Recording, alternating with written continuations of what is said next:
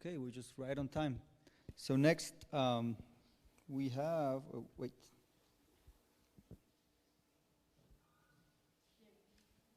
Yeah, it's right here with me, but I just wanted to read the entire title. So next we have Diego Ortega del Vecchyo, who is now a professor with his faculty, junior faculty at the newly created International Laboratory for Research of the Human Genome in Juriquilla, Querétaro. So it's a great pleasure to have you back in Mexico, Diego. That's great. Congratulations on your position.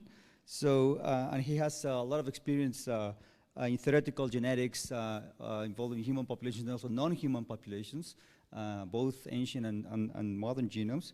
And today he's going to talk about combining pairs of archaic and present-day samples to infer past demographic events. Thank you, Diego. Thank you for the kind introduction, Andres.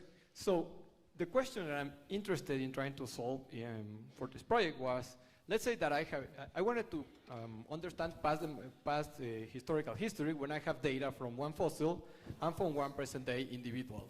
And what I wanted to try to do was to understand past demographic history. I wanted to solve two different questions.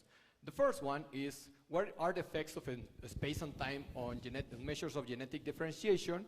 And the second question that I wanted to answer was, how can we do demographic inferences taking into account the particularities of ancient DNA? So, the first question I wanted to tackle is to look at how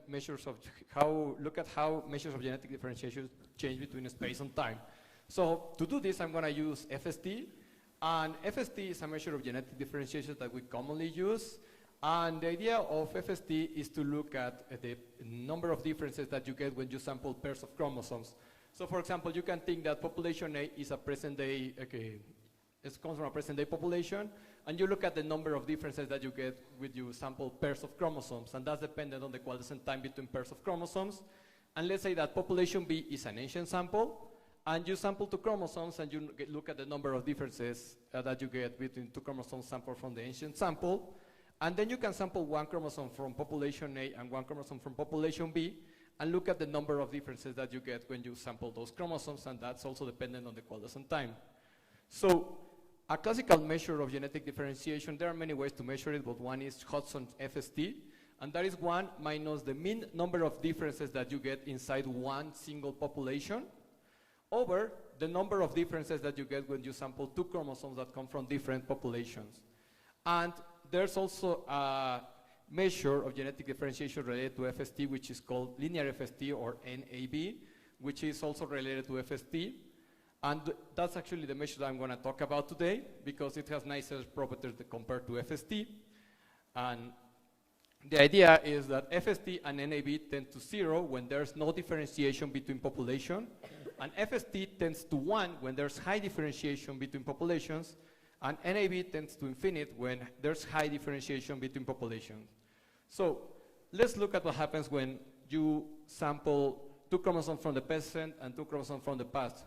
What happens? So I developed theory that I checked with simulations, and what I saw was that whenever my fossil tends to be older, the value of genetic differentiation tends to increase linearly.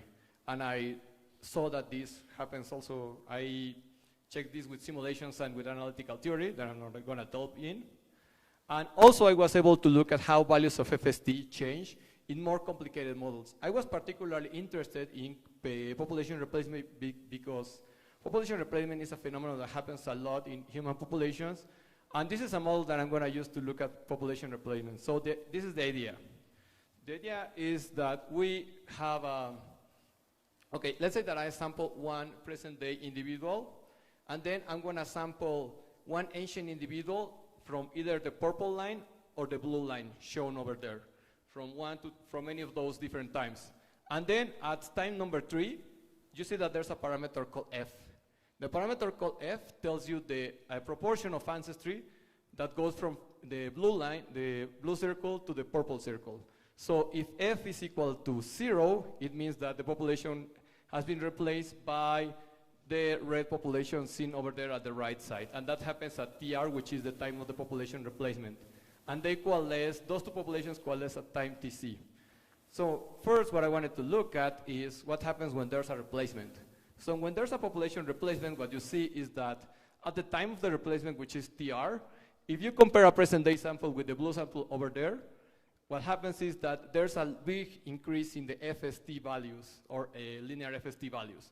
So there's a high differentiation because there's no direct ancestry from the present day population to the blue population seen over there, because there was a replacement. So a replacement increases value of FST, and when there's a partial admixture, what you tend to, where, for example, what happens is that 75% of the ancestry of the purple circle comes from the blue circle, and 25% comes from the red circle. What happens is that you tend to see more of a linear increase. And actually, so we saw that, and actually, I'm not gonna delve into the details. We actually, we compared this with theory and simulations, and we also look at human populations, and we saw that populations that have been replaced actually tend to have higher FST values. And if you wanna look at the details of those calculations and the analysis that I did with human populations, you can check out that paper over there. And then I'm gonna switch gears, and I'm gonna talk about something a little bit different, which is how we do demographic analysis with ancient DNA. So there are three main challenges to do demographic analysis with ancient DNA. The first one is that we have usually very low genomic coverage.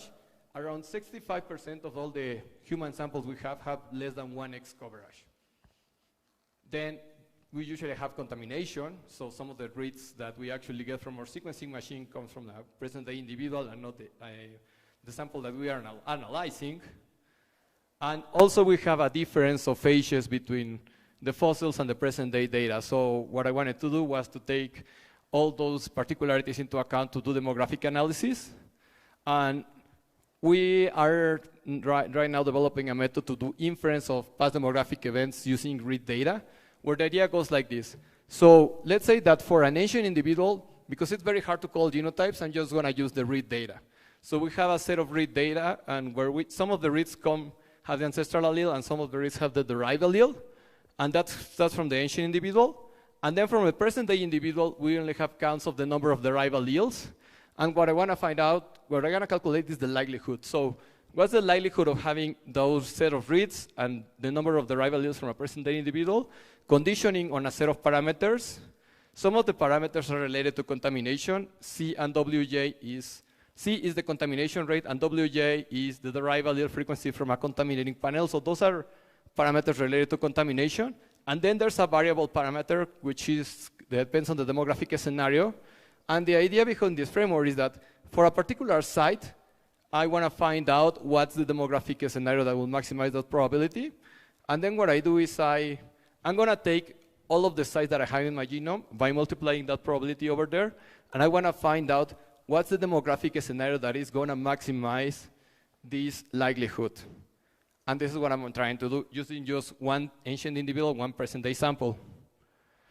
And here's some examples of what I'm trying to do. Over there at the right side, I show the demographic scenario that I was trying to fit.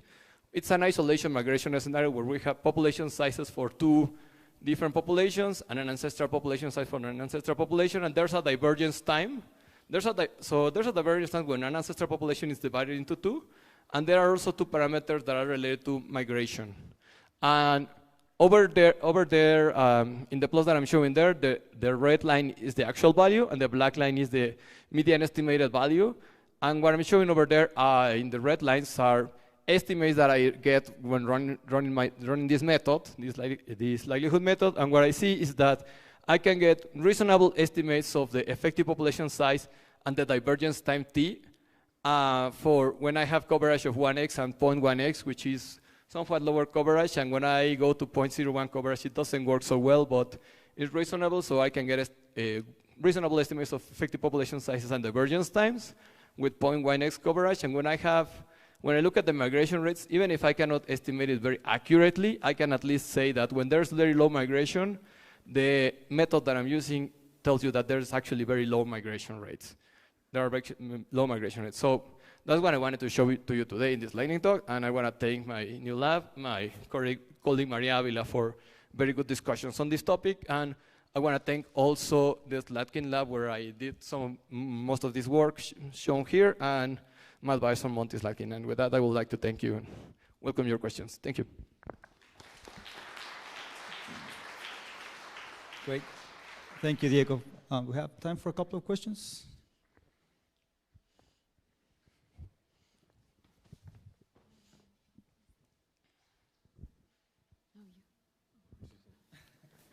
Could you go back one slide? No, forwards. The second to last one. Yeah. So, so your 2 dots for N2, that's the ancient sample, right? Oh, N2 comes from the ancient sample, yes. Yeah. So how, if those 2 dots are, I guess, closer to the time of divergence or closer to the present, how does that affect your inference? Oh, okay. When I'm running the method, actually, the fossil age is actually modeled in the likelihood inference frame that I'm telling you. So, so what I can tell you now is that that is taken into account in the method, so that should not affect the inferences that I make. You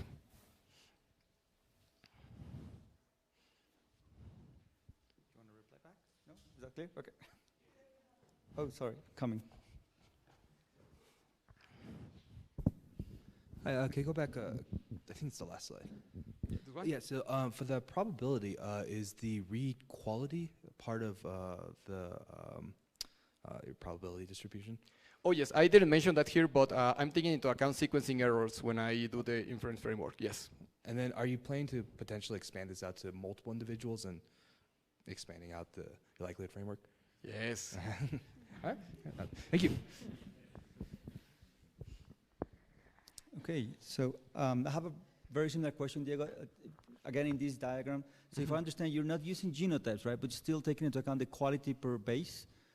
Yes. So which are those filters? Like, I don't know, like the depth, or even though it's like very low coverage, how do you make sure that you can use those positions? Oh, yes. Right now, what I'm using is I'm taking into account, it was, I think, the FASTQ errors into account. Yeah. I think I'm using those sequencing error rates that you get from the machine, basically, right now. I see. Okay. All right, great. So we have to move on. Sorry, but that was great. Thank you. Thank you.